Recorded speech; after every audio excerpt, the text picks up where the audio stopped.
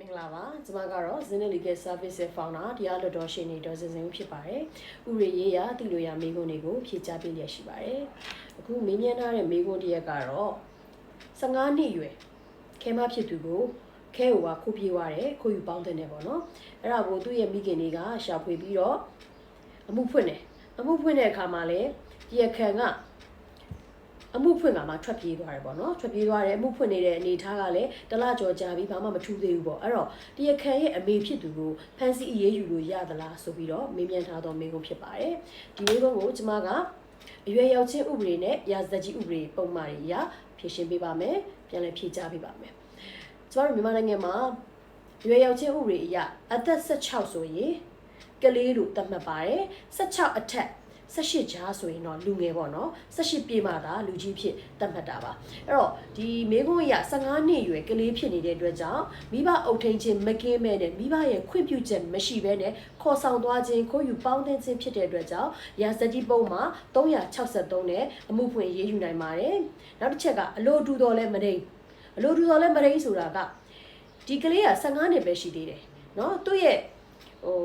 စိတ်ထိန်ချုပ်မှုเนาะဒါတွေကလည်းသူကမကျွတ်မဖြစ်သေးဘူးမရင့်ကျက်သေးဘူးဒီရွယ်မှာတစ်ဖက်ကသွေးဆောင်ဖျားရောက်တဲ့အပေါ်မှာ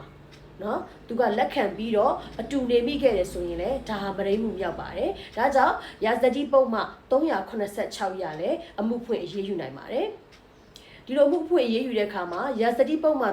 363ရာဇကြီးပုံမှ386ဒီလိုဥပဒေပုံမှန်တွေကအာမခံပေးလို့မရပါဘူးအချုပ်နဲ့ရင်ဆိုင်ဖြေရှင်းရမှာပါအခုဒီမေးခွန်းမှာကတရားခံကထွက်ပြေးနေတာဖြစ်တဲ့အတွက်ကြောင့်ကိုယ့်ရဲ့နစ်နာမှုကိုသမီးလေးရဲ့နစ်နာမှုအတွက် yes ခံမှာမှုဖွင့်မယ်တက်သေးထောက်ထားခိုင်လုံစွာတင်ပြမယ်ပြီးရင်တရားရုံးပေါ်ရောက်ရင်ကိုကထွက်ဆိုချက်တွေပေးမယ်เนาะကိုသမီးရဲ့နစ်နာမှုအတွက်ဒါကကိုယ့်ရဲ့လှုပ်ဆောင်စရာရှိတဲ့ကိစ္စကိုလှုပ်ရမှာကိုလှုပ်ပါတရားခံပြေးနေတဲ့တရားခံကိုဖမ်းဆီးရမှာကဒါရဲရရှိတဲ့တာဝန်မှာเนาะတရားခံပြေးဆိုတာလည်းထွက်ပြေးလို့မြောက်ဖို့မလွယ်ပါဘူးဒီစကန်မှာမှုဖွင့်ထားတဲ့တရားခံထွက်ပြေးလို့မြောက်နေတယ်ဆိုရင်တခြားစကန်ကိုတို့ကဆက်သွယ်ထားပြီးတော့ဒီလူဒီအဖေနာမည်ဘယ်သူမှပုံနေနံပါတ်ဘလောက်မျက်နှာအနေထားဓာတ်ပုံကအစအကုန်ပို့ထားပြီးဒါဒီတရားခံပြေးเนาะတရားခံပြေးဖြစ်တဲ့အတွက်ကြောင့်သူမြန်မာနိုင်ငံအနှံ့ရှောက်သွားနေရင်တစ်ချိန်မှာဖမ်းဆီးပြီးတော့ရေးယူလို့ရပါတယ်เนาะအဲ့လိုဖမ်းဆီးမိတဲ့အခါမှာလဲကိုကထွက်ဆိုချက်ပေးရမယ်ပေါ့เนาะ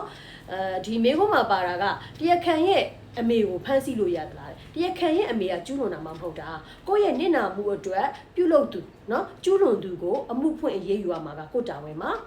ရှာဖွေဖမ်းဆီးရမှာကရဲရရှိတဲ့တာဝန်ပါเนาะဒါကိုအမှုဖွင့်ပြီးွားရင်တရားရုံးပေါ်ရောက်ရင်ကိုကထွက်ဆိုချက်တက်တည်ထင်ရှားတင်ပြရမှာကိုယ်တာဝန်မှာဒါကြောင့်နစ်နာမှုရှိတဲ့သူတိုင်း